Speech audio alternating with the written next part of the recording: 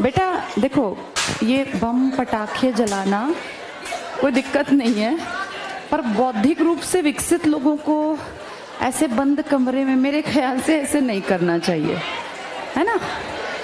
ये पटाखे छुड़ाना बुरा नहीं है, पर जहाँ चार दीवारी में बैठे हो, इस सारी तुम फील करो, तुमने जो ये धुआं उड़ाया है तुम्हें ही तो सूंघना है, फिर अपना नुकसान कर रहे हो।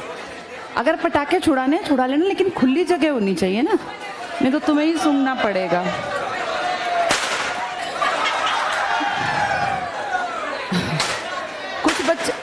कुछ बच्चे 12वीं से निकल आए पर बुद्धि उतनी ही है।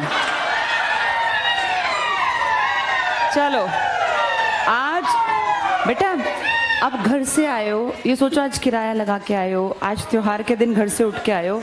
कितने बच्चे नहीं आए, तो पढ़ाई में उनसे आगे निकलने का दिन है आज लोग सो रहे, आराम से पढ़े, तुम पढ़ लो। सीईटी के ऊपर बार बार देख रहे हो कंफर्म, बस बेटा बस, अब अपनी लिमिट से क्रॉस ना करो जो किसी को डांटना पड़े ना। तो देखो ये जो टाइम है ना, इस टाइम पे मैक्सिमम लोग आराम कर रहे हैं। तुम लोगों को समझना है कि वो कल परसों देखा अपने पीएम की जो वीडियो चल रही है आजकल, ये हमारे लिए कितने प्राउड की बात है कि हरियाणा जो बेरोजगारी में नंबर 1 कहला रहा था, आज वहाँ लोग और आम जनता नहीं, पीएम रोजगार की बात कर रहे हैं। पीएम कह रहे हैं बिना खर्ची बिना पर्ची, तो ये प्राउड की बात है। और अपने आप कुछ नहीं होता बेटा, इन चीज़ों को लाइमलाइट में लाना पड़ा। आज सिर्फ अखबारों तक सीमित नहीं है बातें, पीएम सबसे पावरफुल पोजीशन है इस देश की। और हमारा पीएम जब कहीं भाषण दे रहे हैं तो वो कह रहे हैं कि हरियाणा बिना खर्ची बिना पर्ची। ये सबसे बड़ा फायदा तुम्हारा है, क्योंकि जिस चीज़ को प्रमोट किया जा रहा है, कुछ दिन में लोग उसको एक मॉडल की तरह देखेंगे कि हरियाणा के युवाओं ने सरकार को इतना ज़्यादा अपने हक के लिए मजबूर किया कि सरकार को इसको मेन एजेंडा बनाना पड़ा। और जिस दिन ये मेन एजेंडा बन गया, अब मैक्सिमम देखो देश में, सारे देश में, बेटा ये बातचीत मत करो, तुम्हारे काम की बात है ये। जैसे बुद्धिमान और बुद्धिहीन में इतना ही अंतर है, बस उसकी समझ विकसित होती है, वो अल्प विकसित होता है।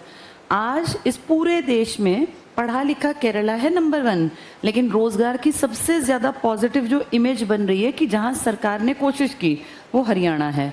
और पूरे देश में पॉजिटिव इमेज बनना मतलब हमारे लिए फायदा, क्योंकि अब आने वाली सरकारों को भी ये बात दिखेगी कि यहाँ पढ़ के पढ़ा के काम बनेगा, किसी की खर्ची और पर्ची से काम बनना नहीं है। तो तुम्हें 5 साल, अब बहुत ज़्यादा मौके मिलने वाले हैं, लेकिन तुम्हें 5 साल नहीं लगाने, तुम्हें 1 साल सवा साल में अपनी ज़िंदगी सेट कर लेनी है। 25 का आखिरी जब आए, जैसे ये टाइम अब 24 का आखिरी टाइम आ गया, 25 के आखिर तक तुम्हारे पास एक सेटल्ड नौकरी होनी चाहिए, ताकि तुम अपनी ज़िंदगी में एक बढ़िया ज़िंदगी को जीने के लिए एक प्लेटफॉर्म तैयार कर लो। और आज का दिन नहीं, अब रोज़ इस्तेमाल करो समय का। सीईटी कंफर्म है, उसमें कोई दो राय नहीं है। अगले महीने फॉर्म, अगला महीना आ ही गया बेटा, नवंबर में फॉर्म आएंगे। और अभी सरकार का बहुत ज़्यादा गुणा का मन नहीं है, तो क्या पता ये 4 गुना 7 गुना में ही अटक जाएं। 4 गुना का मतलब अगर 5000 वैकेंसी आई तो सिर्फ टॉप के 20,000 बच्चे भरेंगे, तो उस 20,000 में अगर तुम नहीं हो सीईटी में, फिर तुम फॉर्म नहीं भर पाओगे। तो बहुत ज़्यादा मेहनत करो बेटा। और ठीक है, मौज मस्ती अच्छी चीज़ है, लेकिन ये देखना चाहिए कि इस टाइम मेरे लिए सबसे इम्पॉर्टेंट क्या है। अभी 1 महीने 1.5 महीने पहले हम इतना जोर डाल ही नहीं रहे थे, कहाँ 9 से 4 की क्लास लग रही थी, हम खुद भी छुट्टी कर रहे थे, संडे तो हर छुट्टी थी। लेकिन अब टाइम आ गया, अब ये 2-3 दिन बाद त्यौहार खत्म, फिर सब चीज़ें छोड़ दो और सिर्फ अपनी पढ़ाई पे फोकस रखो। चलो जल्दी से पढ़ते हैं। आज एक टेबल हमने कल आधा पढ़ा था, पेज नंबर 82 पर पढ़ लिया था ऊपर शायद, या नहीं पढ़ा?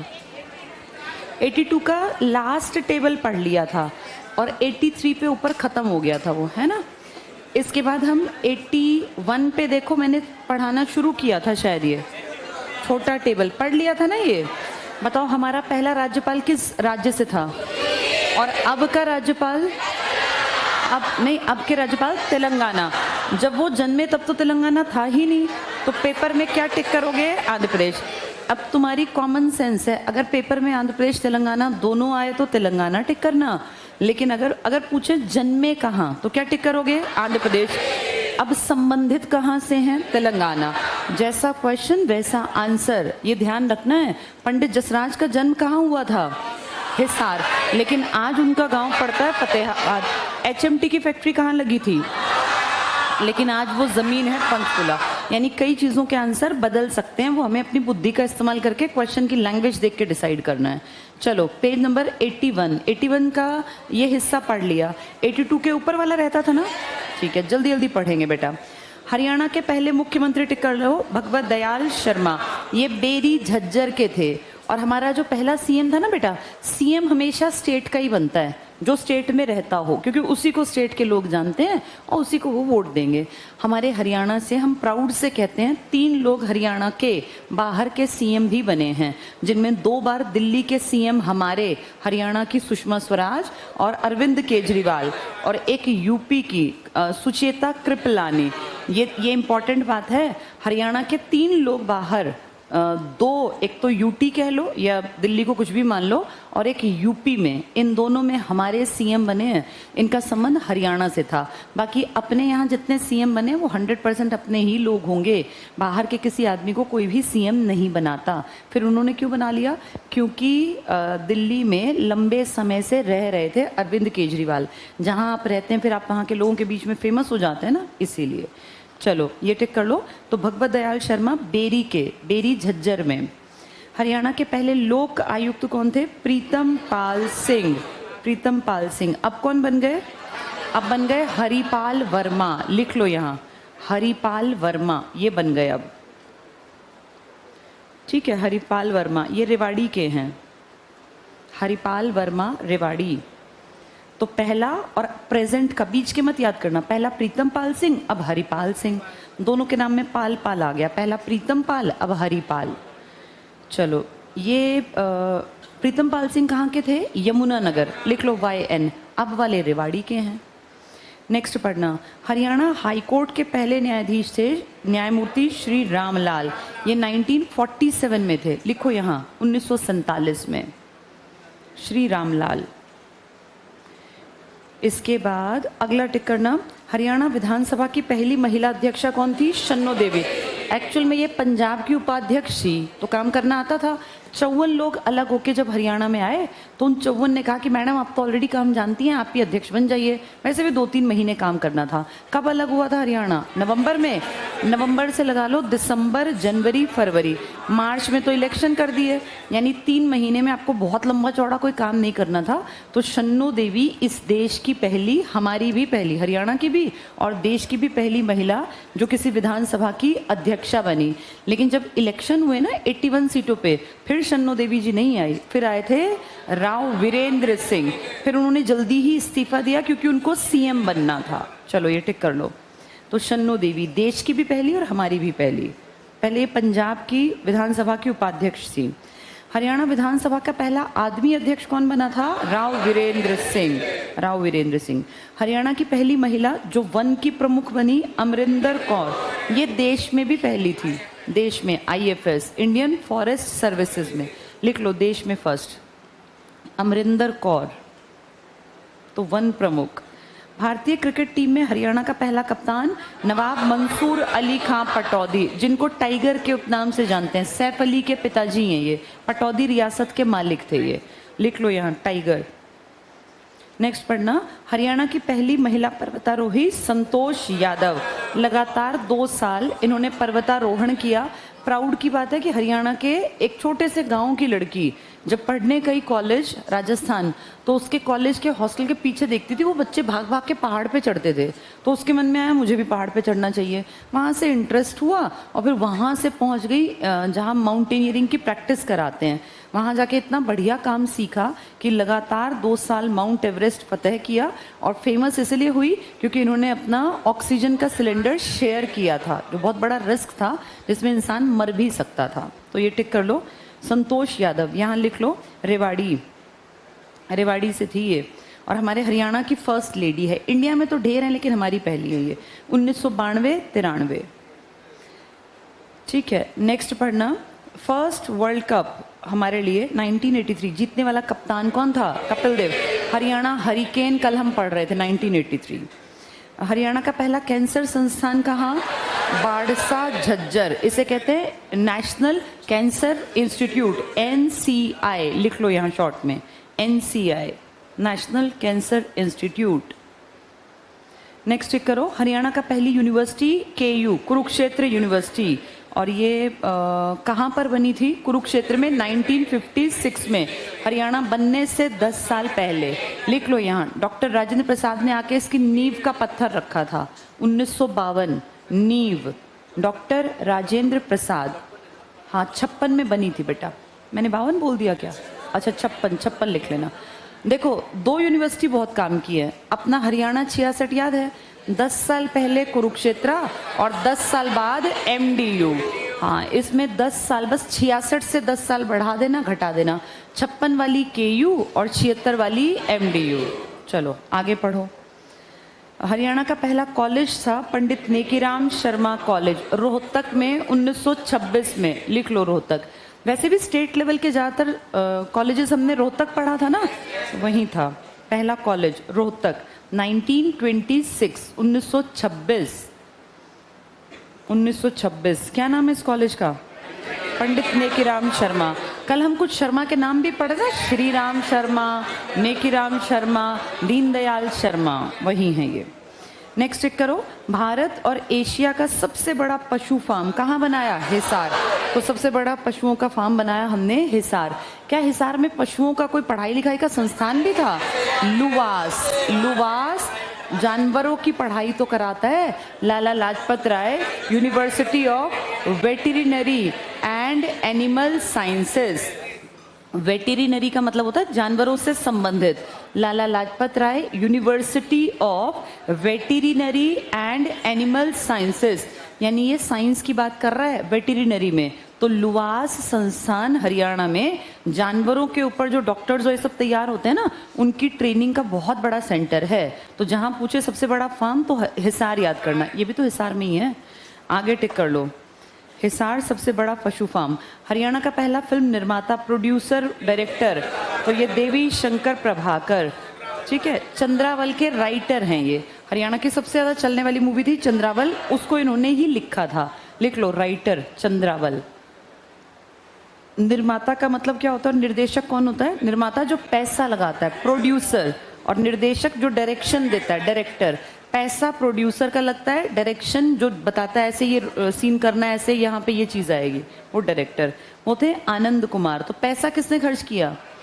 देवी शंकर प्रभाकर। इनके बेटा प्रोडक्शन का हाउस का नाम ही प्रभाकर प्रोडक्शन, जैसे ये यशराज फिल्म्स नहीं है, ऐसे ये हमारे हरियाणा का लोकल था। क्या नाम था इसका?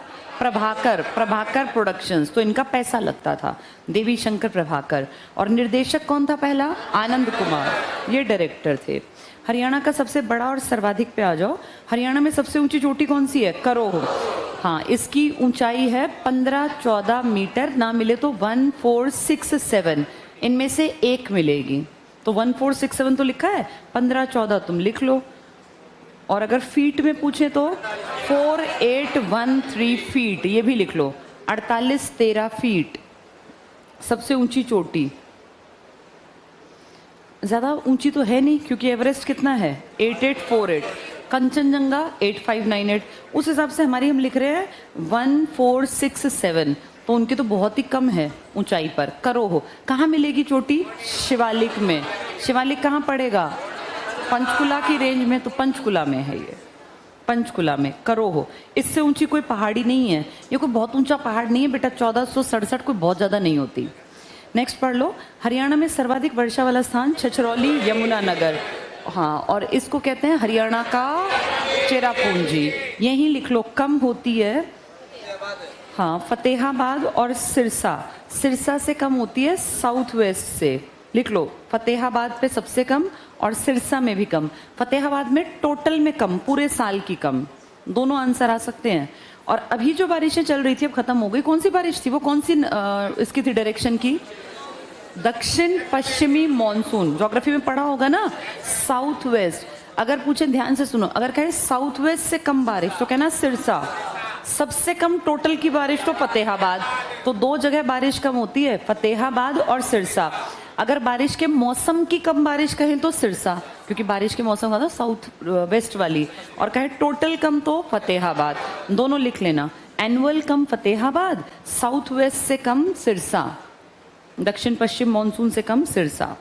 ज्यादा पूछेंगे तो यमुनानगर का छछरौली, टोटल में भी और वैसे भी। हरियाणा की सबसे लंबी नदी घग्गर दिखा रखी है, ये हरियाणा में ज्यादा बहती है, यहीं लिख लो यमुना। यमुना 320 या 318 या 322 जितनी आए टिक कर देना। इतने किलोमीटर की लंबाई बाउंड्री बनाती है यूपी के साथ। 318, 20, 22 कुछ भी आ सकती है। ये नदियां घटबढ़ कैसे जाती हैं? पानी की मात्रा कम है तो लेंथ कम। अब घग्गर में अगर पीछे से पानी नहीं आया तो क्या राजस्थान के आगे तक जा पाएगी? बीच में ही खत्म। आधी बार तो हमारे हरियाणा में ही सूखी रहती है। अब जनवरी में देख लेना, ज्यादा बारिश का पानी दिखेगा नहीं क्योंकि बारिश होगी नहीं। आगे पढ़ो।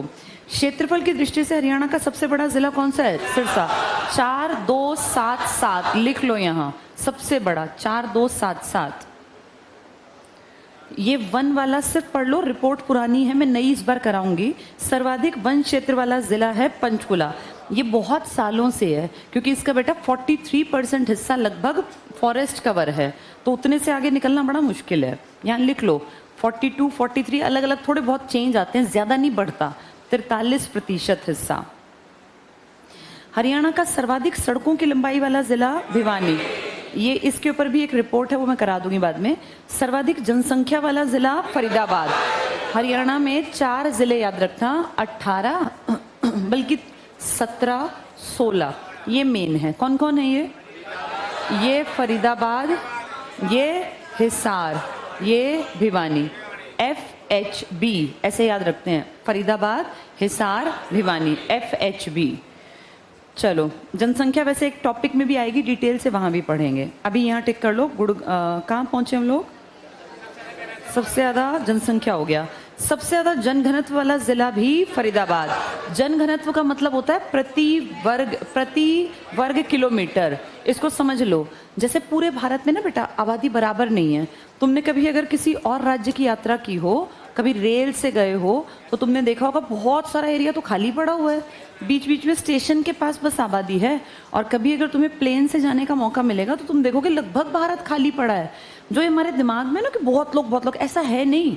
कुछ एरिया में ज्यादा लोग रहते हैं, बाकी तो सब खाली पड़ा है। कभी आप दिल्ली से केरला की तरफ जाओ तो आपको दिखेगा पूरा भारत खाली है, कहीं कहीं बसावट है। हाँ, जहाँ बसावट है वहां आबादी फिर ज्यादा बस जाती है। जैसे दिल्ली है, दिल्ली में तुम जाओ तो कितना कंजेशन है, आदमी सड़क पे ऐसा लगता है निकले तो पैदल जल्दी चलेगा, गाड़ी में लेट पहुंचेगा, इतना कंजेशन। लेकिन फिर वो दिल्ली है भी तो इतनी ना।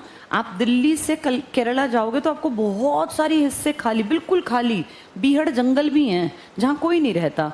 इस एरिया को जो खाली पड़ा है, अगर हम इसको प्रति वर्ग किलोमीटर के हिसाब से निकालें तो फिर भारत की जनसंख्या बहुत ज्यादा नहीं है, क्योंकि एरिया के हिसाब से आबादी बहुत ज्यादा नहीं है। पर हाँ, जहाँ है वहाँ ज्यादा है। जैसे हमारे हरियाणा का फरीदाबाद देखो, यहाँ कितने लोग एक जगह रहते हैं? 2, 4, 4, 2 इतने 1 वर्ग किलोमीटर में। अब अगर अपनी एवरेज निकालें हरियाणा की तो 573 के आसपास निकलती है। मतलब 1 किलोमीटर में, 1 वर्ग किलोमीटर में 500, 550 लोग तो ज्यादा नहीं होते। लेकिन अगर इसको देखें तो 2500 लेके बैठा है। इसका मतलब ये शहर छोटा है और आबादी ज्यादा। पर इसको अगर कंपेयर करो सिरसा से तो वहां उतने ही एरिया में सिर्फ 303 लोग हैं। यहाँ 303 और वहाँ 2400, 3 8 24, यानी 8 गुना ज्यादा आबादी 1 वर्ग किलोमीटर में। किस एरिया में है? फरीदाबाद। तो बेटा फरीदाबाद में उद्योग धंधे भी तो हैं, काम धंधा है, लेबर वहाँ ज्यादा मिलेगी। वहाँ मालिक भी हैं और लेबर भी है, मिडिल क्लास भी है, अमीर भी है, गरीब भी है, रेहड़ी वाले भी हैं, सिक्योरिटी गार्ड भी हैं और बड़े लेवल पे काम करने वाले भी। इसीलिए यहाँ की आबादी का घनत्व कम है या ज्यादा? सिरसा में तुम याद करो, बड़ा एरिया था, गाय ज्यादा थी, खेती ज्यादा। जहाँ गाय खेती ज्यादा होगी वहाँ आबादी बहुत कंजेशन में नहीं रहेगी। जहाँ काम धंधे होंगे ना बेटा, वहाँ आबादी कंजेशन में होगी। जैसे दिल्ली से लगते एरिया में सोनीपत की तरफ आबादी घट रही है, बहुत तेज बढ़ रही है। कहाँ कहाँ से लोग आके बस रहे हैं, कारण काम है यहाँ। जहाँ काम होगा वहाँ आबादी ज्यादा। तो हरियाणा में सबसे पहले ज्यादा काम कहाँ था?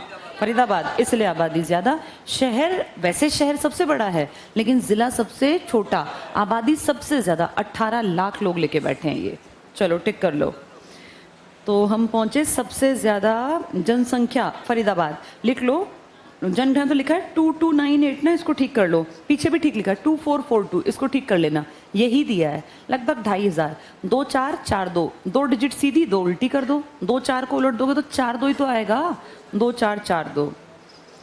ठीक है, हरियाणा का सर्वाधिक चावल उत्पादक जिला कौन सा है? करनाल। इसलिए इसे कहते हैं धान का कटोरा, लेकिन धान की कटोरी सोनीपत। किसमें ज्यादा? कैथल। 4 जिलों के नाम बताओ ज्यादा पैदा करते हैं जो। के जींद, ये बेल्ट चावल में, धान में नंबर 1 है। ठीक है, आगे टिक करना। हरियाणा का सबसे बड़ा गेहूं उत्पादक जिला कौन है? सिरसा। प्रति व्यक्ति यहाँ प्रति वर्ग किलोमीटर में आदमी कम है या ज्यादा? बहुत कम है, 303 व्यक्ति। नेक्स्ट पढ़ो, सर्वाधिक पशु वाला जिला। ये घट बढ़ सकता है, ये घटता बढ़ता रहता है। पशु रिपोर्ट लिखाऊंगी, उसमें मैं लिखवा दूंगी। सबसे शिक्षित जिला कौन है? गुड़गांव, 84%। लिख लो यहाँ 84%। इसलिए पैसा कमाते हैं, वो आबादी के कारण कमाते हैं, ये पढ़े लिखे दोनों मिलके कितना परसेंट टैक्स देते हैं? 50%। एक गुड़गांव और एक फरीदाबाद, 84%। सर्वाधिक लिंगानुपात कहाँ है? मेवात। मेवात का एक अच्छा पॉइंट यही है कि लिंगानुपात में हरियाणा को बहुत पीछे छोड़ता है। टोटल हमारी एवरेज है 879 और ये अकेला कितने लेके बैठा है? 907। इसके कारण हम 879 हैं। अगर हम सोनीपत और गुड़गांव की बात करें तो ये 854 और 52 और 56 पे बैठे हैं। ये तो पीछे हैं बहुत ज़्यादा। ये नंबर 1 है। इस एक पॉजिटिव पॉइंट के साथ हम इसको उससे देखते हैं कि ठीक है, ये चीज़ तो कम से कम ठीक है इनकी। हरियाणा का सबसे गर्म जिला हिसार। अगर सबसे ज्यादा बारिश कहें तो यमुनानगर के चेरा इसमें छछरौली में। कम बारिश एनुअल कहें तो, और अगर कहें एक खास मौसम बारिश वाले में सिरसा। और अगर पूछे सबसे ज्यादा गर्म वाला जिला तो हिसार। बारिश में हिसार का नंबर था? नहीं था। बारिश में किसका था? फतेहाबाद और सिरसा। हिसार इनके बीच में तो आएगा, हिसार के पास ही तो पड़ गए ना दोनों जिले। तो इस बेल्ट में किसी में बारिश कम, किसी में ज्यादा, किसी में गेहूं ज्यादा, किसी में गर्मी ज्यादा। ये इंपॉर्टेंट बात है। गर्म जिला हिसार और बारिश वाला जिला, कम बारिश वाला फतेहाबाद और एक खास विशेष मौसम में सिरसा। तो इन तीनों की खास बातें हैं। चलो नीचे देखो, हरियाणा का सबसे छोटा न्यूनतम। हरियाणा का न्यूनतम वन क्षेत्रफल वाला जिला है पलवल। ये पुरानी रिपोर्ट है बेटा, मैं नई में सब लिखवा दूंगी। सबसे छोटी नदी है थापना। कितनी किलोमीटर है? 15। यही चेतांग भी लिख लो, 9 किलोमीटर। जो आए वो टिक करना। ये नदियां पता है दिखेंगी नहीं अब तुम्हें। ये थी कुछ दिन पहले, जब कौन सा मौसम था? बारिश का। ये सिर्फ बारिश में पानी चलता है, फिर ये सूख जाती है। किसी को पता भी नहीं कि नदी है। अब वहां ना घास निकल आई होगी, नॉर्मल आदमी को पता ही नहीं कि यहाँ नदी जा रही है। 9 किलोमीटर कितना है बेटा? तुम्हारा गांव होगा यहाँ से 9 किलोमीटर का। इतनी दूरी की नदी दिमाग में आती है गंगा, कि कहाँ से निकलती है और कहाँ तक जाती है। ये 9 किलोमीटर 15 किलोमीटर बेसिकली नाले होते हैं। लेकिन अब क्योंकि हरियाणा पढ़ रहे हो तो फिर इनके नाम। देश में कोई थापना नाम की जगह जानता भी होगा? सिर्फ हम जान रहे हैं और वो भी हम पढ़ रहे हैं इसलिए। क्या हमें पता है क्या जहाँ बहती है वहाँ लोगों को भी नहीं पता कि इस नदी का नाम थापना नदी है? तो सबसे छोटी नदी कौन सी हुई? लेकिन उससे भी छोटी चेतांग। अगर आ जाए तो कितने किलोमीटर? 9। ये 15, वो 9। तो चेतांग छोटी, थापना उससे बड़ी। हरियाणा का न्यूनतम क्षेत्रफल किसके पास है? फरीदाबाद। ये 740 243 तक मिले तो भी कोई दिक्कत नहीं है। 1 वर्ग किलोमीटर में ज्यादा अंतर नहीं आता। ज्यादातर किताबें 743 भी दिखाती हैं, 1 मिलेगा कोई सा। ठीक है, अगला है हरियाणा का न्यूनतम जनसंख्या वाला जिला कौन सा? पंचकुला। सबसे कम आबादी है, सीटें भी तो कम थी, 2। किस चीज की? एमएलए की। और कहाँ थी 2? चरखी दादरी में। याद है ये बताया था। किस में सबसे ज्यादा थी? कितनी थी? हिसार में 7, सोनीपत में और फरीदाबाद में 6 और सबसे कम थी 2, एक पंचकुला में और एक चरखी दादरी में। ये टिक कर लो, पंचकुला लिख लो। ओनली 2 एमएलए, एक एमएलए पंचकुला के हैं और एक कालका के, बस 2 ही हैं। वहाँ एक दादरी के हैं और एक बाढ़ड़ा के, 2 एमएलए इनके। ओनली 2 एमएलए लिख लेना। आगे देखो, हरियाणा का न्यूनतम जनघनत्व, सबसे कम जहां लोग दूर दूर रहते हैं वो सिरसा, 303 व्यक्ति। और सर्वाधिक उल्टे डिजिट क्या थे वो? 2 4 4 2। हाँ, यहाँ लिख लो फरीदाबाद 2442। फिर दोनों को कंपेयर करके पढ़ना आसान रहेगा। FBD फरीदाबाद। याद है फरीदाबाद कौन सा जिला बना था? 12वां। वो मैंने अलग से कहा था, इसको याद कर लेना। 12वां जिला कब बना था? 1979। 79 को उल्टा करो 97। दूसरा F बना था फतेहाबाद। फतेहाबाद में बारिश कम या ज्यादा? और वो खास बारिश। और हिसार में क्या था? गर्मी ज्यादा, गर्मी ज्यादा। चलो पढ़ो आगे। सिरसा हो गया न्यूनतम। हरियाणा का न्यूनतम साक्षरता, सबसे कम पढ़ा लिखा, लेकिन किस चीज में अच्छा है ये? मेल फीमेल में। मेल फीमेल 907 है यहाँ। न्यूनतम सड़कों की लंबाई वाला जिला फरीदाबाद। ऐसा कैसे कम क्यों, जब तो ये शहर है, छोटा है, कितनी सड़क बनाओगे? एरिया कम है अगलों का, कितना एरिया है? 743, तो अपने आप जनघनत्व कम हो जाए, इसका सड़कों का घनत्व कम होगा। विविध संगठन में आ जाओ बेटा, टिक कर लो पहला। हरियाणा का वित्त निगम, पैसे वाला। बताओ फाइनेंशियल ईयर स्टार्ट कब होता है? 1 अप्रैल से 31 मार्च। हम बने नवंबर में, तो हमारे पास फाइनेंशियल कमीशन ये बनाने का टाइम ही नहीं था फाइनेंस के ऊपर, तो हमने 1 अप्रैल को अगले साल बना दिया। टिक कर लो। 1 अप्रैल 67 को। हेडक्वार्टर कहाँ बनाया? मैक्सिमम हेडक्वार्टर हमने कहाँ बनाया? चंडीगढ़। लेकिन कुछ हेडक्वार्टर हमने पंचकुला भी बना रखे हैं अपने। पैसों वाला चंडीगढ़, राजधानी में बना लिया पैसों वाला। खादी और ग्रामीण उद्योग, गांधी के 100 साल पूरे हुए थे। गांधी कब पैदा हुए थे? 1869। और गांधी कहते थे चरखा कातो और ये सूती कपड़ा, तो उसके 100 साल बाद हमने बनाया हरियाणा में 1969। और ये गांधी वाला हमने चंडीगढ़ में नहीं बनाया। कहाँ बनाया? जो कम चलता है वो पंचकुला में बना लो। कौन से खादी इतनी बिकनी है, लेकिन पैसे वाला काम हमने चंडीगढ़ में किया, तो खादी वाला बना दिया पंचकुला। हरियाणा हाउसिंग बोर्ड 1971 लिखा है पंचकुला में। हाउसिंग बोर्ड अपना पर्सनल है ना, इसमें चंडीगढ़ में कौन सा बनाते हैं जिसमें कि थोड़ा सा नेशनल लेवल पे इंपॉर्टेंस हो, या फिर जिसको कि हमें लगे कि दिखाना है। अब हाउसिंग बोर्ड है, तुम्हारे यहाँ जगह जगह हाउसिंग बोर्ड कॉलोनी है, हर सेक्टर के पास एक HBC होती है ना, हाउसिंग बोर्ड कॉलोनी। तो हाउसिंग बोर्ड का काम तुम्हें नेशनल लेवल पे नहीं दिखाना, इसलिए कहाँ बना लिया? पंचकुला।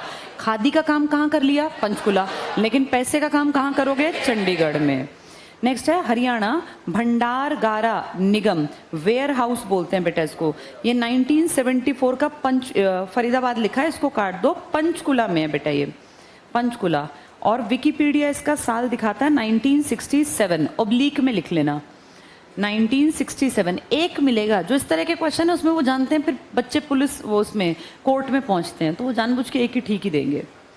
हेडक्वार्टर टिक कर लो पंचकुला। अब तुम्हारा भंडार तुम्हें इकट्ठा करना है, तो दुनिया को क्यों दिखाओगे? अपने घर में कुछ भरो। कहाँ रखोगे हेडक्वार्टर? पंचकुला। हाउसिंग बोर्ड का कहाँ रखोगे? पंचकुला। पर फाइनेंस का कहाँ रखोगे? चंडीगढ़। समझ में आ रहा है? अपने लोकल चीजें रखते हैं हम पंचकुला। पंचकुला चंडीगढ़ एक सड़क ही तो है, सड़क के एक तरफ चंडीगढ़ एक तरफ पंचकुला। तो अपनी लोकल चीजें, तुम्हें खादी पे काम करना है, तुम्हें हाउसिंग पे काम करना है, अपने घरेलू काम है ना, अपने घर कर लो। लेकिन जो नेशनल तुम्हें लगे दिखाने का वो तुम चंडीगढ़ बनाओगे।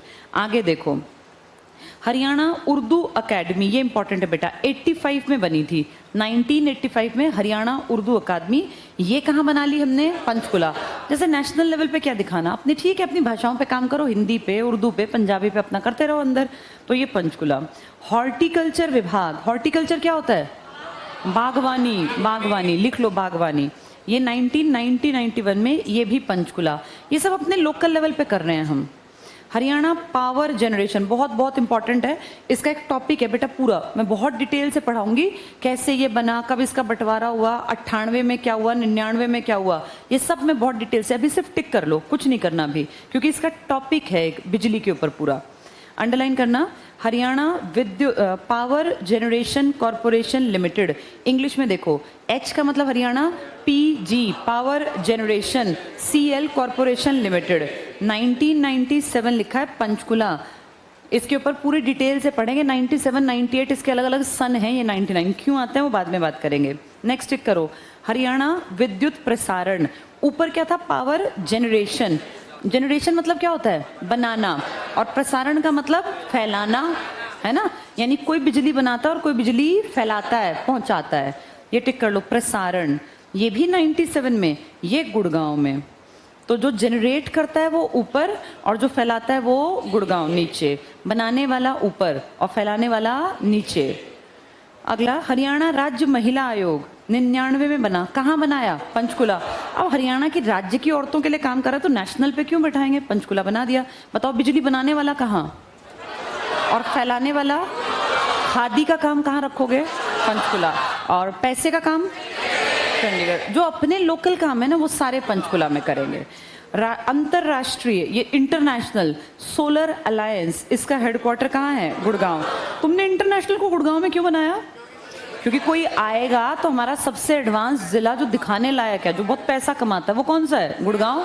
तो इसलिए हमने इंटरनेशनल लेवल का बना दिया गुड़गांव में, सौर ऊर्जा का गुड़गांव, ये नया ही बना है। हरियाणा सिंचाई विभाग का मुख्यालय कहाँ है? पंचकुला। अब तुम्हें अपने राज्य में सिंचाई की योजना है, कोई लड़ रहा है, झगड़ रहा है, कोई कैनल के लिए, कोई पानी के लिए, तो कहाँ रखी बात? अपने अंदर। क्यों नेशनल लेवल पे बना के उसकी बेइज्जती कराएं? इंटरनेशनल का कहाँ बनाया? सौर का। अपना हाउसिंग बोर्ड कहाँ बना लिया?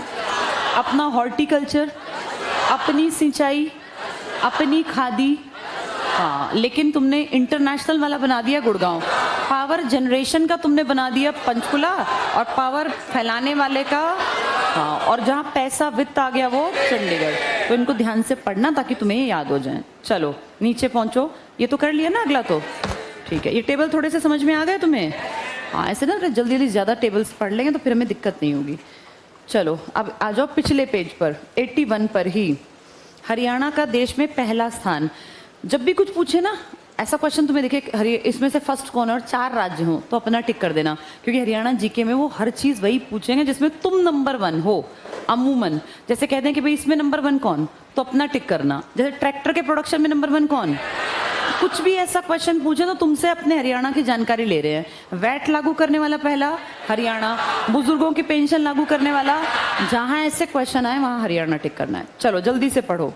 देश का सर्वाधिक ट्रैक्टर, टिक कर लो, सर्वाधिक ट्रैक्टर। एग्जाम्पल देना ट्रैक्टर के। ट्रैक्टर में सबसे बढ़िया आज की डेट में फरीदाबाद। ये जो अमिताभ बच्चन है ना, इसकी बेटी की शादी जिनके घर में हुई है, नंदा है बेटा, वो नंदा परिवार, बहुत ज्यादा नामी गिरामी लोग हैं, हैवी इंडस्ट्रीज के बड़े पैमाने के मालिक हैं। देखो ये अमीर लोग ना अपनी लॉबी में ही शादी करते हैं। अपनी बेटी की शादी अमिताभ बच्चन ने जिस घर में की वो नंदा परिवार है, यूडी नंदा और हरी नंदा, उनके घर में बहुत पुराने टाइम में बिजनेस क्लास के लोग हैं और हैवी इंडस्ट्रीज में इन्होंने पैसा लगा रखा है।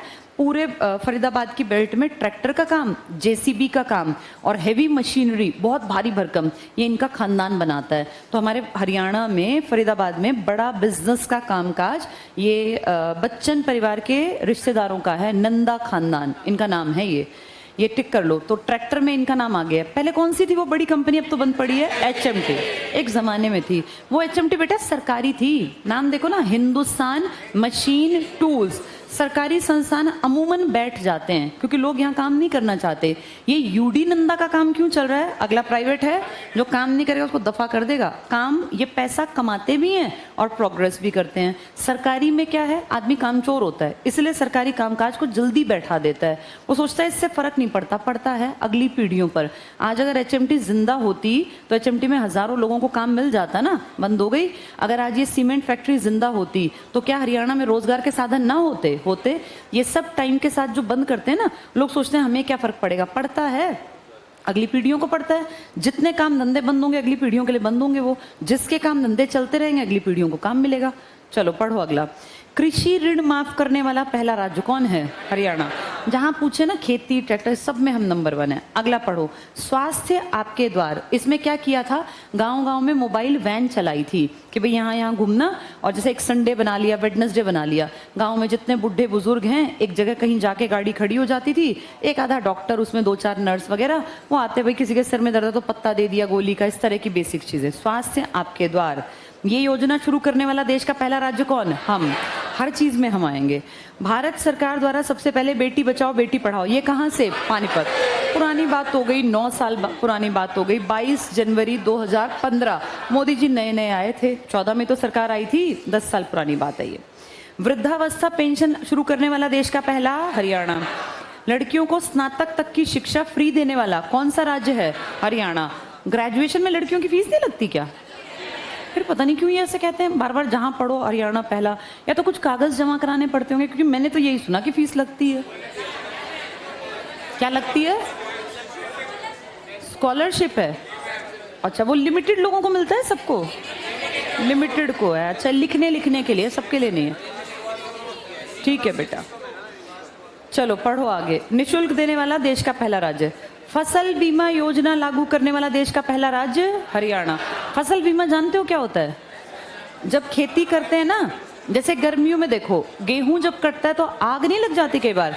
फसल बीमा में किसान जितने किले अपने लगा रहा है उनकी एवज में मान लो उसने 5 किले लगाए तो 1 किले के 5,000 रुपए या 2,000 या 1,000 रुपए उसने बीमा करा लिया। उस बीमा से क्या फायदा हुआ? अगर उसके उस किले में आग लग गई, कोई नुकसान हो गया, तो जितने का बीमा है उतना सरकार उसको दे देगी। लेकिन बेटा इतना बीमा कराना हमारे नॉर्मल लोगों के बस की होता नहीं, और ठीक है शुरू कर रखा है लेकिन अमूमन किसान इसका फायदा नहीं उठाते।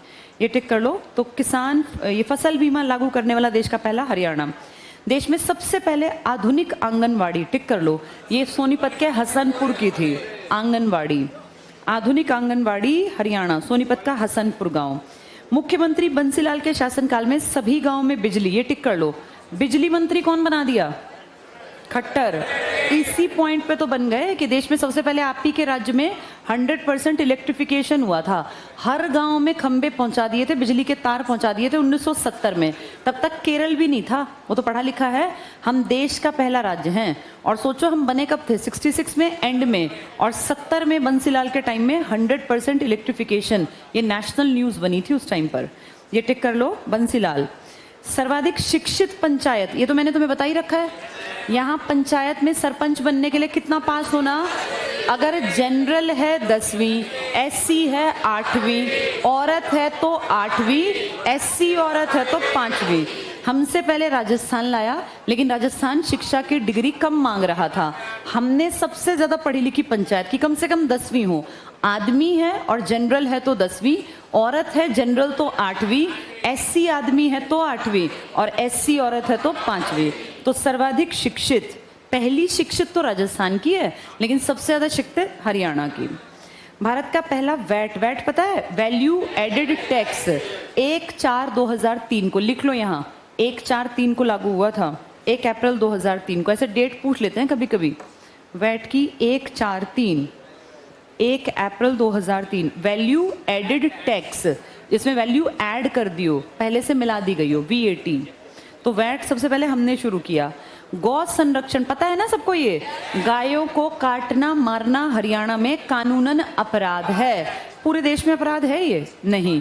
पूरे देश में बेटा बीफ का बहुत बड़ा बिजनेस है।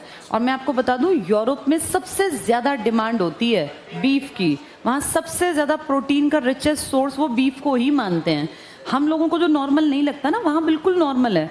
और वो हमारे ऊपर हंसते हैं, कितने पागल लोग हैं कि ये लोग नॉनवेज के नाम पे क्या खाते हैं, तो चिकन को सबसे लोअर ग्रेड का माना जाता है नॉन वेजिटेरियन की नज़रों में। अब हमारे यहाँ पूरे देश में ये बातें छिपाई इसलिए जाते हैं क्योंकि मेजोरिटी किसकी है? हिंदुओं की। बाकी बड़ा बिजनेस और सरकार ही करती है बेटा, ये कोई प्राइवेट एक्सपोर्टर नहीं है, सरकार ही जानती है, सरकार ही चलने देती है। जितने बूचड़ खाने चलते हैं, क्या ये सरकार की परमिशन के बिना चल सकते हैं? ऐसे थोड़ी चल सकता है कुछ भी। इस देश में छोटी छोटी चीज भी सरकार की नजर में है। यानी बूचड़ खाने चल रहे हैं, सरकार अवगत है। सरकार जानती है कि गायों का मांस बहुत ज्यादा पैसे कमा के इंडिया को देता है। इसको दिखावटी तौर पे कोई कपड़े पहन के सनातनी वाले और कुछ भी बोलता रहे, एक एक आदमी कांग्रेस का भी जानता है, बीजेपी का भी जानता है कि गायों के मांस का बहुत बड़ा बिजनेस बाहर है और उसकी नीड है। आप नहीं देंगे वो तो किसी और से लेंगे, उनका बिजनेस है। अब आपको कमाना है तो आप कमा सकते हैं, पर ये राज्य की सूची में लिखा है कि जिस राज्य की मर्जी हो गौ संरक्षण के ऊपर अपने अधिनियम, अपने कानून बना सकता है। तो हम हरियाणा वाले पहले हैं जिन्होंने गौ संरक्षण अधिनियम पारित किया 2015 में, और लिखित में है कि हरियाणा में इस तरह से बूचड़ खाने नहीं है जहां गाय काट कर विदेश में भेजी जाती हूँ। लेकिन बेटा हरियाणा में तुम सब जानते हो कितनी बार ट्रक पकड़े जाते हैं, यहाँ नहीं कटती, यहाँ से ले जाके राजस्थान और आसपास तो कटती ही है ना। कितनी बार जब पुलिस को, और ये भी सबको पता होना चाहिए, इसमें भी पुलिस वालों की सबकी मिली भगत होती है। जो पैसे नहीं पहुंचाते उनके ट्रक पकड़ लेते हैं। क्या एक ही ट्रक जाता है जो पकड़ा जाता है? अरे बेटा हजारों ट्रकों का आना जाना रोज का है, बस पकड़ते उसको है जो उनको मंथली या इस तरह के काम नहीं पहुंचाता, बाकी सबको जाने देते हैं। चलो पढ़ो ये। तो देश में कहाँ पहुंचे हम? गौ संरक्षण कानून पारित करने वाला देश का पहला राज्य कौन बना? हरियाणा, 2015 लिख लो। नेक्स्ट, भारत में सर्वाधिक सैनिक ITI जानते हो ना, जहाँ ये ITI करते रहते हैं। सैनिक क्यों बनाई थी? हमारे हरियाणा के बहुत लोगों ने 62 में, 65 में और 71 में अपनी जान गंवा दी। अब जो सोल्जर्स एक्सपायर हो गए, जो शहीद हो गए, उनके बेटों की पढ़ाई, कई तो लड़कियां बिल्कुल न्यूली मैरिड 2 महीने शादी के हुए हस्बैंड गुजर गया, अब कहाँ जाए, पढ़ने की उम्र थी। तो ऐसे लोगों के लिए सैनिक ITI स्पेशल बनाई गई और ये कहा गया सैनिकों के घर वाले या तो उनके बेटा बेटी या किसी की बहुत बहुत यंग था तो उसकी वाइफ, इनको यहाँ प्रायोरिटी पर एडमिशन मिले, ये इस तरह के डिप्लोमे या डिग्री ले ले जिससे इनका जीवन यापन आगे आसान हो। तो हम पहला राज्य हैं जिसने इतना सोचा। ये टिक कर लो, सैनिक ITI स्थापित करने वाला 1900 कब बन गई थी, 72 में, क्योंकि लड़ाई थी ना लास्ट 71 वाली, लिख लो 1972। सैनिक क्यों बोल रहे हैं, क्योंकि इसमें सैनिकों के बच्चे, उनकी वाइफ, उनके ही घर वालों को एडमिशन प्रायोरिटी पर था 72 में। ठीक है, तो शहीद परिवारों के लिए बेसिकली थी ये, लिख लो शहीद परिवार। नई खेल नीति, सबको पता है नई खेल नीति 15 में आई थी, अब 10 साल हो गए इसको आए हुए। इसमें क्या किया था, इसमें पैसे बहुत बढ़ा दिए थे कि जो हरियाणा से ओलंपिक में, कॉमनवेल्थ में या एशियन में गोल्ड लाएगा उसको करोड़पति बनने का मौका मिलेगा। सबसे बड़ा अमाउंट था 6 करोड़। अभी मनु भाकर ओलंपिक में 2 ब्रॉन्ज जीत कर आई, 5 करोड़ की मालकिन तुरंत बन गई, प्लस रेलवे ने अलग पैसे, अलग अलग डिपार्टमेंट देते हैं। ये तो सिर्फ अकेली हरियाणा सरकार, सबको नहीं देगी। जो हरियाणा के एरिया में रहता होगा या यहाँ से बिलोंग करता होगा या जिसकी आइडेंटिटी हरियाणवी के तौर पर होगी, सिर्फ उसी को मिलेंगे। सबसे बड़ा अमाउंट, इतना पूरे देश में कोई नहीं देता। होंगे राज्य अमीर, लेकिन खिलाड़ियों पे सबसे ज्यादा पैसा लगाने वाला हरियाणा हमारा। 6 करोड़ रुपए मिलेंगे सीधे अगर आप गोल्ड लाते हैं। नीरज चोपड़ा किसमें सिल्वर लेकर आए ना, पिछली बार गोल्ड था, यानी अभी 2021 में नीरज चोपड़ा को 6 करोड़ रुपए दिए थे हरियाणा सरकार ने और अब 4 करोड़ रुपए, 10 करोड़ तो 3 साल में नीरज चोपड़ा को दे दिया हरियाणा सरकार ने। मैं 3 साल क्यों कह रही हूँ, क्योंकि 21 के बाद अब 24 में हो गया, 3 ही साल हुए ना। 3 साल में 10 करोड़ के मालिक तो अकेले नीरज चोपड़ा। मनु भाकर 2 ब्रॉन्ज लाई, 2.5 करोड़, 5 करोड़ इस साल में। करोड़ों रुपए बांटते हैं हम लोग, कहाँ से आते हैं पैसे, हमारे टैक्स के पैसे से। आगे पढ़ो, नेक्स्ट देखना। तो नई खेल नीति 15 के अंतर्गत खिलाड़ियों को सर्वाधिक पुरस्कार कितने करोड़ देने वाला, 6 करोड़। देश का पहला राष्ट्रीय रक्षा विश्वविद्यालय। रक्षा के ऊपर बेटा 3 चीजें हैं, एक रक्षा का अकेडमी है, एक रक्षा का कॉलेज है और एक रक्षा की यूनिवर्सिटी है। रक्षा का जो सबसे छोटी चीज होती है अकेडमी, अकेडमी बनाई Pune, Khadakwasla Maharashtra, NDA national defence academy. फिर नेशनल डिफेंस कॉलेज बनाया दिल्ली में कॉलेज फेमस है। यूनिवर्सिटी बनाई हमारे हरियाणा में इंदू नाम से। इंदू का मतलब क्या हुआ, Indian national defence university, Indu. तो पूछेंगे हरियाणा में इंदू कहाँ स्थित है, तो ये इंदू किसी लड़की महिला का नाम नहीं है, ये Indu Indian national defence university. यानी डिफेंस की 3 चीजें हैं, अकेडमी, कॉलेज, यूनिवर्सिटी। सबसे छोटी चीज होती है अकेडमी, उसके ऊपर होता है कॉलेज और सबसे ऊपर यूनिवर्सिटी।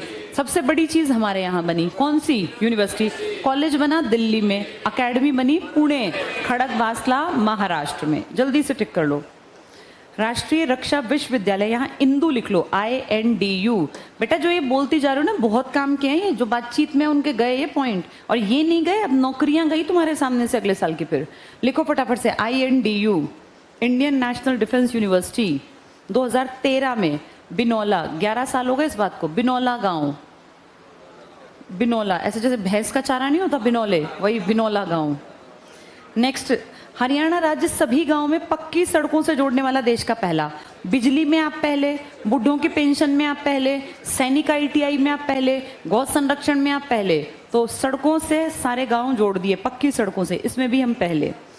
भारत सरकार द्वारा देश की पहली CNG ट्रेन, CNG बस तो समझ में आती है, ट्रेन 9-10 साल पहले 15 में चली थी, टिक कर लो। हाँ 15 को हरियाणा, रेवाड़ी से रोहतक। इसको रोहतक से रेवाड़ी मत लिखना, क्योंकि बेटा जो जंक्शन है ना मेन, वो रेवाड़ी में है। तो रेवाड़ी से स्टार्ट होती है, वापस तो जाएगी, रोहतक से रेवाड़ी भी जाएगी, लेकिन चली कहाँ से, रेवाड़ी से रोहतक। ये टिक कर लो, इंपॉर्टेंट है ये। फर्स्ट CNG ट्रेन रोहतक से रेवाड़ी या रेवाड़ी से रोहतक, हाँ रेवाड़ी बहुत बड़ा जंक्शन है, बहुत बड़ा, 6 डायरेक्शन में वहाँ से ट्रेन चलती हैं, वहाँ से रोहतक आई थी। भारत की पहली निजी मेट्रो, निजी मतलब क्या होता है, जिसमें पैसा पैसा किसका लगे, किसी अमीर आदमी का। हम सब जानते हैं रिलायंस के पास है मेट्रो का एक हिस्सा, तो रिलायंस चलाने वाला 2003 में, तब तो तुम में से आधे लोग तो पैदा भी नहीं हुए थे, तब चल गई थी। राज्य हरियाणा, कहाँ चली थी? गुड़गांव। और ये क्यों चलाई इन्होंने?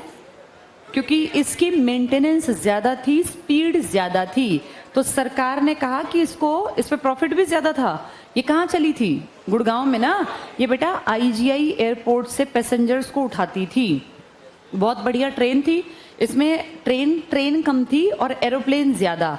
तो आईजीआई एयरपोर्ट पे जो विदेशी आते हैं, आप सोचो किसी विदेशी को किसी कंपनी ने भेजा, क्योंकि विदेशियों की तो बहुत कंपनी हमारे गुड़गांव में है, तो वो आईजीआई पे उतरा और तुरंत से उसको कैब ने उसको पहुंचा दिया इसमें जो ये रिलायंस वालों की है। बहुत तेज गति से चलती थी नॉर्मल मेट्रो के मुकाबले, बहुत अच्छी सुविधाएं, तो इसका पैसा ज्यादा लगता और इसमें नॉर्मल तुम और मैं तो ट्रेवल नहीं करेंगे। अब तुम्हें कहाँ जाना आईजीआई से, तुम कहाँ गुड़गांव रोज जाओगे? तो इसका एक तो स्टॉपेज थोड़ा था इक्की दुक्की जगह, प्लस स्पीड ज्यादा, पैसा ज्यादा, तो सरकार ने हाथ उठा लिया, क्योंकि सरकार ने कहा यार इसमें कोई कमाई तो होनी नहीं, पैसा ज्यादा लग जाएगा, क्योंकि बहुत कम लोग होते हैं जो विदेश से आए और इनमें ट्रेन में ट्रेवल करें। मैक्सिमम तो बेटा उनकी गाड़ियां बाहर खड़ी होती हैं और बड़े ब्रांड की गाड़ी होती है, तो वो उसमें क्यों चलेंगे, उसमें ट्रेन में सीढ़ियों पर चढ़ के जाएंगे। फिर भी लोग यूज कर रहे थे। निजी मेट्रो सिर्फ वही है, कहाँ पर? गुड़गांव में। किसने पैसा लगा रखा है? रिलायंस ने। रिलायंस ने भी कुछ नहीं छोड़ा, कपड़ों में रिलायंस, इलेक्ट्रॉनिक्स में रिलायंस, है ना, पेट्रोल पंप इनके, जैसे कोई जी फोन में, हर चीज में आगे हैं। और इनमें से एक आधा बिजनेस डूब जाए ना बेटा तो इनको फर्क भी नहीं पड़ता। ये 10 बिजनेस चलाते हैं, 5 चल गए तो इनको प्रॉफिट हो गया। सेकेंड हाफ में देखो ऊपर, देश में सर्वाधिक ऐतिहासिक युद्ध स्थल, सबसे ज्यादा इतिहास में युद्ध कहाँ हुए? तराइन की लड़ाई हरियाणा में, पानीपत की लड़ाइयां हरियाणा में, कुरुक्षेत्र की लड़ाई हरियाणा में। जितने युद्ध हुए दिल्ली से लोग और बाहर से लोग आते, बाहर से आते तो पाकिस्तान की तरफ से आते तो यहाँ लड़ते रुक के, वहां से आते तो वो कहते दिल्ली में क्यों घुसने दे, हरियाणा चलते हैं। यानी सबसे ज्यादा कलेश का कारण ये जमीन बनी। हरियाणा वाले किसी से नहीं लड़े, जब ऐसे युद्ध हुए तो हम तो भाग जाते थे कि जिसको लड़ना है लड़ लो, हम क्यों मरे।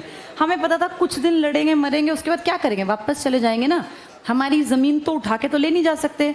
हमने ज्यादा सोने वोने अपने घरों में कभी रखे ही नहीं। हरियाणा का आदमी का सोना ये मिट्टी थी, इस मिट्टी का कोई क्या ही बिगाड़ेगा। इसीलिए हम लोगों ने ज्यादा जनसंख्या का नुकसान भी नहीं देखा। हरियाणा पे जब जब अटैक हुए, यहाँ का आदमी थोड़ा समझदार था, चालाक था, हमने कभी बढ़ चढ़ के हिस्सा बिल्कुल नहीं लिया। इसलिए देखो हरियाणा में कोई हरियाणवी बहुत बड़ा तगड़ा राजा नहीं हुआ। कौन सा राजा का नाम लेते हो तुम? एक राजा टोडरमल, इसका क्या नाम था, इसका सूरजमल का। सूरजमल को इंडियन हिस्ट्री में जगह मिली है बहुत बड़ी? नहीं। हम हरियाणा जीके पढ़ते हैं तो हम पढ़ेंगे। और बेटा उनकी भी ज्यादा लंबी कहानी नहीं है। इस मिट्टी के लोगों ने प्रैक्टिकल चीजों को देखा, भैया जिंदगी मिली है, कमाओ खाओ, कमाने का साधन ये मिट्टी है। कोई आएगा लड़ेगा झगड़ेगा भाग जाएगा, 2 दिन 2 महीने 2 साल रह लेगा, उससे ज्यादा तो यहाँ टिकेगा नहीं। तो इसलिए हमारा कुछ नहीं बिगड़ना। हम उठ के कुछ दिनों के लिए अपना जंगलों में अपने रिश्तेदारों के घर भाग जाते थे, फिर कुछ महीने बाद आते देखते सब खाली है, तो कोई क्या बिगाड़ लेगा। कोई अगर हमारी फसल में आग भी लगा जाएगा तो हमें ज्यादा फर्क नहीं पड़ता, क्योंकि हम 4 महीने में दूसरी फसल पैदा कर लेंगे। मान लो कोई गेहूं की खेत में आग लगा गया तो क्या फर्क पड़ता है, 4 महीने बाद हमारे धान हो जाएंगे। हम तो 4-4 महीने की फसल उगाते हैं ना। तुम जुलाई में धान लगाते हो और अब देख लो खेत खाली हैं, अभी अक्टूबर तो चल रहा है, जुलाई अगस्त सितंबर, तुमने 3-3.5 महीने में इतना इकट्ठा कर लिया। उस टाइम पर भी कर लेते थे कि आराम से खाएंगे बैठ के, हमें कोई फर्क ही नहीं पड़ता। नदी हमें नेचर ने दे रखी है, यानी हमारे पास पानी और खाने का साधन था तो हमें चिंता नहीं थी। अब ये जो भिखमंगे बाहर से आते थे जिनके देशों में कुछ नहीं मिलता था, इनके पास कुछ भी नहीं था बेटा, इनके पास खेत में कुछ पैदा नहीं होता। अफगानिस्तान की मिट्टी में है क्या? कुछ नहीं है। अफगानिस्तान को मूवीज में देखना, बिल्कुल बंजर बेटा, सिर्फ और सिर्फ वहाँ चट्टाने हैं, वहां कोई मेहनत करके भी कुछ नहीं पैदा कर सकता। हमारी मिट्टी में सोना है, हम ना सच में ब्लेस्ड हैं। ये समृद्ध मिट्टी है, इस मिट्टी ने एक बीज से 1000 दाने पैदा करके दिए। अफगानिस्तान के लोग कहाँ खोदें, क्या करें, उनके पास जगह ही नहीं है। और जो उनके खेत है ना उसमें कुछ पैदा भी नहीं होता। हम कोई फर्टिलाइजर भी ना इस्तेमाल करें ना तब भी ये मिट्टी पेट भर सकती है, हम भूखे नहीं मरेंगे। हम इतने ब्लेस्ड हैं, ये राज्य बहुत ज्यादा अमीर है, यहाँ कोई कमी नहीं है, इसलिए यहाँ कोई भूखा नहीं मरता, यहाँ भूखमरी नहीं है, यहाँ कोई बहुत दुबला पतला सिंगल हड्डी नहीं मिलेगा। तुम राजस्थान साइड में जाओगे ना तुम्हें अचंभा होगा, सच में इतने पतले पतले लोग, क्योंकि वहां बेटा खान पान यहाँ की तरह रिच नहीं है। वहां भी गाय बहुत ज्यादा, लेकिन खान पान उनका भी अच्छा, ऐसा नहीं खराब है, वो दाल बाटी चूरमे में खूब घी खाते हैं, लेकिन उनका उतना समृद्धशाली मिट्टी नहीं है जितनी मिट्टी यहाँ की है। राजस्थान पशुओं की संख्या में बहुत आगे है, दुग्ध उत्पादन में भी आगे है, लेकिन वहाँ के लोग इतने मोटे नहीं मिलते बेटा, क्योंकि एक तो उनकी ट्रैवलिंग बहुत होती है और ऊपर से वो लोग ना गर्मी के मौसम को ज़्यादा सहन करते हैं। आदमी का मोटापा कब बढ़ता है? सर्दी में। सर्दी का खान पान अलग है ना। यहाँ के आदमी का खान पान बहुत रिच है हरियाणा का, इसलिए समृद्धशाली है। चलो जल्दी से लास्ट पढ़ लो, ये कहाँ पहुँच गए हम? अच्छा sir, last point, mobile number portability MNP आरंभ करने वाला देश का पहला राज्य हरियाणा। क्या था इसमें, याद है तुम्हें? नंबर चेंज किए बिना कंपनी बदल लो, ऐसा करते हैं ना लोग, इससे लिख लो यहाँ, नंबर चेंज किए बिना कंपनी बदलना, ये था मोबाइल नंबर पोर्टेबिलिटी। चलो आ गए थोड़े से समझ में। ये एक काम लास्ट और कर लेते हैं, अभी है टाइम 2-3 मिनट। पेज 83 पर आओ, फिर घर जाके पढ़ लेना इसको। 83 का मैप देखो, फटाफट से पढ़ेंगे। मैप में आ जाओ, सबसे ऊपर देखो, सबसे छोटा जिला कौन सा है हमारा? पंचकुला। एरिया की बात कर रहे हैं, जनसंख्या की? हाँ, क्योंकि एरिया में छोटा तो हमारा फरीदाबाद है। देखो लिखा है जनसंख्या 6 लाख प्लस 30 की आबादी, बस 5, 5.5, 6 के आसपास। जल्दी से आ जाओ कुरुक्षेत्र के पास, हरियाणा का पहला वाईफाई हॉटस्पॉट गांव गुमथला गढ़ू, कुरुक्षेत्र में पहला वाईफाई गांव था ये, कुरुक्षेत्र में। कैसे याद करोगे? कुरुक्षेत्र में कलेश हुए थे ना बहुत, वो तो वाईफाई से खबर दे दी कि भाई कलेश हो गया, ऐसा सोच लो। नेक्स्ट कर लो, करनाल नागरिक उड्डयन संस्थान। उड्डयन क्या होता है? उड़ने वाला। क्या हरियाणा में बहुत बड़े वो हैं एरोप्लेन्स के लिए? नहीं, हमने छोटी मोटी पट्टियां बना रखी हैं, छोटी सी पट्टी, हवाई पट्टी, इमरजेंसी हो तो प्लेन उतर जाए। बाकी हमारे यहाँ कोई एयरपोर्ट नहीं है बहुत बड़े, अब बनाया है हमने हिसार में, बाकी छोटे छोटे सैनिक के लिए तो बहुत पुराने हैं। तो टिक कर लो, नागरिक उड्डयन संस्थान है यहाँ पढ़ाई कराते हैं, ये कोई वैसा नहीं है। पानीपत टिक करना, न्यूनतम वन, अब ये बदल गया, इसको छोड़ दो। नीचे आ जाओ, गुड़गांव CRPF कैंप है। CRPF कब बना था? 1939 में। और राष्ट्रीय सुरक्षा बल छावनी, CRPF कैंप। NSG लिख लो इसको, NSG नेशनल सिक्योरिटी, हाँ गार्ड, NSG होता है ना, बहुत बड़ी संस्था काम करती है। इसके बाद आ जाओ, फरीदाबाद में सबसे छोटा जिला, किस चीज में छोटा? एरिया, 743 लिखो। लेकिन शहर छोटा है या बड़ा है? शहर सबसे बड़ा, लिख लो, शहर सबसे बड़ा, जिला सबसे छोटा, शहर सबसे बड़ा, उल्टा। अच्छा दिया ही था, देखो सबसे बड़ा जिला जनसंख्या में कौन है? फरीदाबाद, 18 लाख लिखो। आबादी बड़ी है, शहर बड़ा है, जिला छोटा है, 18 लाख। घूम के ऊपर आ जाओ, हिसार के पास। हिसार में देखो क्या लिखा है, इंटीग्रेटेड एविएशन हब। बताओ एविएशन क्या होता है? उड्डयन। ये बन नहीं गया अपना इतना बड़ा एयरपोर्ट, उड्डयन मतलब airport. Hub exclusive maintenance hub of north India, यहाँ लिख लो। हिसार में क्या बन गया? International airport. अभी ज़्यादा चल नहीं रहा, लेकिन काम हमने पूरा कर लिया। ये जब ये एयरपोर्ट बन रहा था तो एक इसकी ज़मीनें ना बेटा पहले एक्वायर होती हैं, तो ये चाचा भतीजा नहीं, इनेलो और ये जजपा वाले, इसके चाचा ने खड़े होकर यही तो कहा था उसमें कि भाई जो आपके ये माननीय उप मुख्यमंत्री जी हैं, इन्होंने बहुत पैसा उसके आसपास इन्होंने क्या किया। जैसे तुम और हमें ना बेटा, हम नॉर्मल लोग हैं, हमें नहीं पता सरकार के क्या स्टेप हैं। 10-10 साल पहले प्लानिंग होती है और इन बड़े लोगों को पता होता है कि वहाँ एयरपोर्ट बनेगा। अब बताओ एयरपोर्ट के पास की ज़मीन सस्ती होगी या बहुत महंगी? 5 स्टार होटल्स आएंगे वहाँ, तो वो ज़मीनें इन्होंने 10 साल पहले बहुत सस्ते में खरीद ली। उस टाइम किसानों को लगा अरे 1-1 लाख की ज़मीन जा रही है भाई, 1 लाख तो बहुत बढ़िया, उन्होंने बेच दी। लेकिन अब आने वाले टाइम में ये एक जो किला है ना, ये 10-10, 20-20, 50-50 करोड़ का, और ये बेचेंगे नहीं बेटा, ये इस पे 5 स्टार खुद ही ना बना देंगे, ये खुद बना देंगे और इन पे 5 स्टार वाली कंपनी आके रेंट के हिसाब से पैसे देंगी। यानी इनकी पुश्तें बैठ के खाती हैं, इसी को तो बोलते हैं पुश्तैनी, कि भैया ऐसा काम कर लिया कि आने वाली पुश्तों को बैठे बिठाए 10-20-50 करोड़ तो महीने में कहीं से भी ऐसी फालतू के आ जाएंगे।